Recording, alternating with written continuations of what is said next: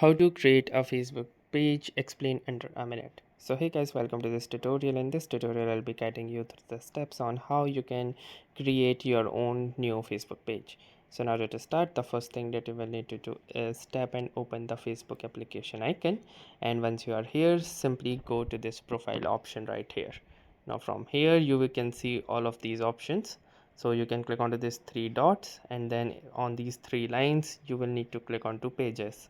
Now under pages, click onto this create button, and from here click on to get started. Now name your page anything that you want. Let's say I have named it Perfect Harmony. Then I'm gonna click onto this next button, and from here you can choose what describes it.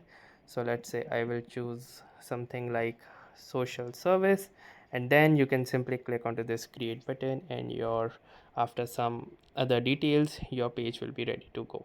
So that was all for this tutorial. Thanks for watching and have a nice day.